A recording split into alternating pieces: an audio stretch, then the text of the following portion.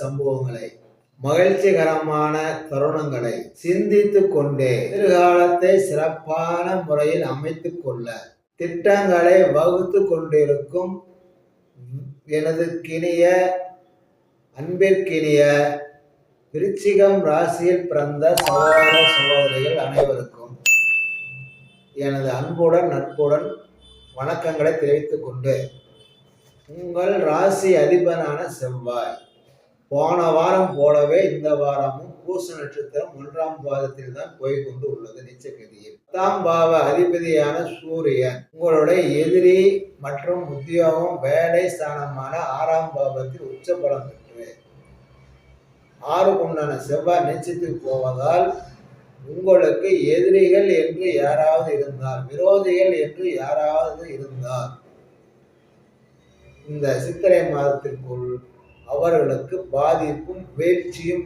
ஏற்பட்டு உங்களுக்கு வெற்றியும் முன்னேற்றமும் ஏற்படும். கூடவே செய்கிற வேலை, உத்தியோகம், தொழில் எதுவாக இருந்தாலும் அதில் வேலை இல்லாமல் இருக்கிறது, சும்மா இருக்கிறது, விடுமுறையில் இருக்கிறது, இப்படி ஏதாவது ஒரு வகையில் தொழில் கொஞ்சம் பாதிச்சிடும். நீங்கள் இந்த வாரத்தில் கவனமாக இருக்க வேண்டியது எதில் தெரியுமா? உங்கள் தொழிலையும் வேலையிலையும் உத்தியோகத்தில் தான். இன்னும் கொஞ்சம் உங்களுடைய வாரிசுகள் பிள்ளைகள் விஷயத்திலையும் கூட கொஞ்சம் ஏமாந்த அசால்ட்டாக இருந்துட்டா வருமானம் லாபம் குறையிற மாதிரி தெரியுது. பார்த்துங்க. பெரிய பெரிய மிஷினரிகளை, வண்டி வாகனங்களை, நெருப்பு, சமையல், உஷ்ணம் தரக்கூடிய எந்த பொருளும், பெட்ரோல், தீப்பிடிக்கின்ற எந்த பொருளும், கெமிக்கல், ரசாயனம், இந்த மாதிரி நெருப்பு, தீப்பிடிக்கிற, உஷ்ணம் தர, காயம் என்ற எந்த பொருளாக இருந்தாலும் சரி, அதில் சம்பந்தப்பட்ட வேலை செய்கிற நண்பர்கள் கண்டிப்பாக சித்திரை மாதம் 30 நாள் முடிகிற வரைக்கும் நிதானமாக, பொறுமையாக, அவசரப்படாமல், பதற்றப்படாமல் வேலையில் கவனமாக இருங்க, செய்யுங்க. ஏன்னா விருச்சிக ராசிக்கு தொழிலை தர வேண்டியது, நீங்கள் செய்கிற காரியங்களை தர வேண்டியது சூரியன் தான். அந்த சூரியன் உத்தியோகஸ்தானத்தில் போய் உச்சமாகி செவ்வாய் நீச்சத்துக்கு போகுது. அப்போ உத்தியோக நிமித்தமாக, தொழில் நிமித்தமாக நீங்கள் பதட்டப்பட்டோ, அதாவது மேலதிகாரிக்கோ, ஓனருக்கு, யாருக்கோ ஒருத்தருக்கு பதட்டப்பட்டோ, அவசரப்பட்டோ சில காரியங்கள் செய்ய போக சின்ன சின்ன காயங்கள் வரலாம், கொப்பளங்கள் வரலாம், சின்ன சின்ன பிரச்சனை. பயப்படுறதுக்கு எதுவும் இல்லை. இதுக்கு பரிகாரமாக நீங்கள் பழனி முருகன் கோயில், மருதமலை முருகன் கோயில், சரியா, இந்த மாதிரி மலை மேலே இருக்கிற குறிஞ்சி நில முருகன் கோயில், குறிஞ்சி நிலமா மலை, அந்த முருகன் கோயிலுக்கு நீங்கள் போய் ஆண்களாக இருந்தால் முடி எடுத்துக்கலாம், பெண்களாக இருந்தால் பூமுடி தரலாம். சரியா, போயிட்டு வந்தீங்க அப்படின்னா இந்த பிரச்சனையுமே வராது. சரியா, பயப்படுறதுக்கு எதுவும் இல்லை. பசங்கள்கிட்ட வாக்குவாதம் பண்ணாதீங்க, பிள்ளைங்கள்ட்ட வாக்குவாதம் பண்ணாதீங்க. உங்களை ஏற்று பேசுவாங்க, அடங்க மாட்டோம்பாங்க.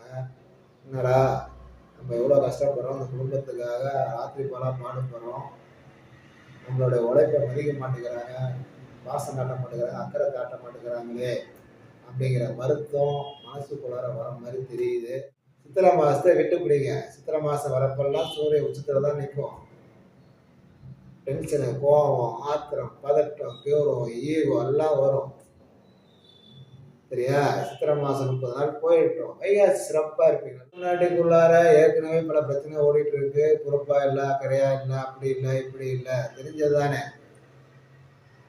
அதனால அதெல்லாம் பெருசாக பிரச்சனைலாம் ஒன்றும் இல்லை. நீங்கள் என்ன பண்ணுவீங்கன்னா, மனசு கேட்காம, வாய் இருக்காம, என் மேலே பாசம் காட்ட மாட்டேங்கிற, அக்கறை காட்ட மாட்டேங்கிற, காசு தர மாட்டேங்கிற, செலவுக்கு பணம் இல்லை அப்படிங்கிற மாதிரி பணத்தை வச்சு, அக்கறை இல்லை, பாசம் இல்லைங்கிறத வச்சு வரதான் செய்யும். இயல்பு தானே, இயற்கை தானே, அதெல்லாம் பார்ப்பீங்க, செய்வீங்க. விருச்சிக ராசிக்கு 5ஆம் இடங்கிறது மீன ராசி. மீனங்கிறது சுபகாரியங்கள் தர வேண்டிய இடம்.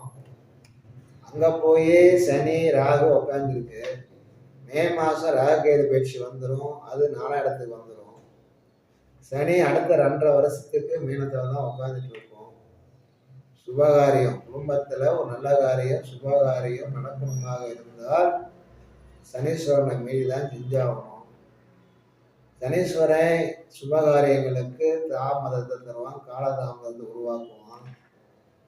அதனால வாரிசுதாரர்களுக்கு பிள்ளைகளுக்கு நல்ல காரியம் சுபகாரியம் செய்ய முயற்சியில் இருக்கும் விருச்சிக ராசியை சேர்ந்த சகோதர சகோதரிகளே, அப்படி ஒரு வேளை உங்கள் குடும்பத்துல சுபகாரியம் தரப்பட்டு கொண்டு வந்தால் 2 வழி.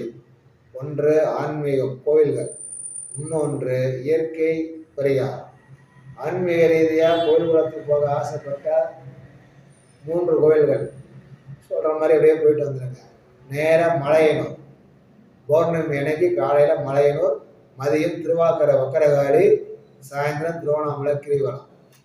ஒரே நாளில் திருமணம் சுபகாரியம் நடந்து முடியும். ஏன்னா சனீஸ்வரம் அப்படின்னா நடந்து செழிக்கணும், கால் தேயணும், அலையணும், களைச்சி போகணும், வெறுத்து போகணும். இதுதான் சனீஸ்வரன். அனுபவத்தை கொடுத்து கிரக தோஷத்தை கழிச்சு நீக்கி நல்ல காரியத்தை நடத்தி வச்சிடும். நீ அனுபவிக்காமலாம் சுகமான நல்ல காரியத்தை நடத்தக்கூடாது. அதனால குடும்பத்துல சுபகாரியம் தரப்பட்டுக்கிட்டே வருதா, பௌர்ணமி சுபகாரியமா நடந்து முடிகிற வரைக்கும், அது 8 மாசம் ஆனாலும் சரி, வருஷமே ஆனாலும் சரி, ஒவ்வொரு பௌர்ணமிக்கும் நேரம் மேல் மலையிலும் அங்காளம்மன் கோவில் காலையில், மதியம் திருவாக்கரை வக்கரகாளி, சாயந்தரம் திருவண்ணாமலை பௌர்ணமி கிரிவலம் செஞ்சு பாருங்க.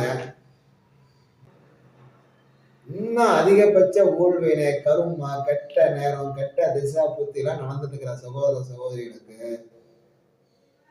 8 மாசம் கடந்து போகலாம். ஆனா நிச்சயம் காரியம் படிக்கும், வெற்றி அடையும். எனக்கு அங்கெல்லாம் பொருளாதாரத்தை காசு செலவழிச்சுட்டு லீவு போட்டுட்டுலாம் போக முடியாதுங்க அப்படின்னு நினைக்கிறீங்களா? அருள் பிரகாச வள்ளல் பெருமான் சொன்னது, அன்னம் தானம் செய்வது பசிக்கும் எந்த உயிருக்கும், மனிதர்களுக்கு மட்டுமல்ல, காக்கா குருவி நாய் எந்த ஜீவராசியா இருந்தாலும். ஆனால் தர்மத்துக்காகவே இயற்கை உங்களுடைய வேண்டுதலை நிறைவேற்றி விடும். இன்னொரு வழி கூட சொல்றேன். ஏன்னா விருச்சிக ராசிக்கு தொழிலை தர வேண்டிய சூரியன் 6ல் போய் உச்சமாகிறதுனால கொஞ்சம் ஆழ்ந்து கணிச்சு சொல்ல வேண்டியதான். நீங்க குடியிருக்கிற ஊர் இருக்குல்ல, அந்த ஊருக்கு கிழக்கு திசையில பெரிய ஆலமரம், அரச மரத்துக்கு அடியில் கருப்பனார், முனியாண்டி, முனீஸ்வரன், கருப்பண்ணசாமி, ஐனாரப்பன், சாத்தையா, இந்த மாதிரி காவல் தெய்வங்கள், புடவக்காரி அம்மா, இந்த மாதிரி காவல் தெய்வங்கள் உட்கார்ந்துருப்பாங்க. அமாவாசை அல்லது ஞாயிற்றுக்கிழமை போயிட்டு வாங்க. சுபகாரியம் நடந்து முடிகிற வரைக்கும் போக ஆரம்பிங்க. நல்லது. விருச்சிக ராசியில விசாகம் 4ஆம் பாதத்துல நீங்க பிறந்திருந்தா 20ஆம் தேதி, 21ஆம் தேதி, 22, 23ஆம் தேதி, 25ஆம் தேதி இந்த நாட்கள் உங்களுக்கு நன்மை தரும். அனுசியம் நட்சத்திரத்தில் பிறந்திருந்தார் 20, 21, 22, 23, 26 இந்த தேதிகள் பூரா உங்களுக்கு நன்மைகளை தரும், வெற்றிகளை தரும். கேட்ட நட்சத்திரத்துல பிறந்திருந்தா 20, 22, 23, 24, 26 இந்த தேதிகள் உங்களுக்கு நன்மைகளை தரும். பொதுவாக இந்த வாரம் உங்களுக்கு உங்களின் எதிரிகள் விலகி போய்விடுவார்கள். உங்களுக்கு வெற்றி. உங்களின் உத்தியோகத்தையோ தொழிலையோ வேலையையோ அல்லது நீங்கள் செயல்படும் செயல்கள் காரியங்கள் எதுவாக இருந்தாலும் நஷ்டமடையாமல் காப்பாற்றிக் கொள்ள வேண்டிய வாரமாக வந்துள்ளது. வாழ்த்துக்கள். வணக்கம்.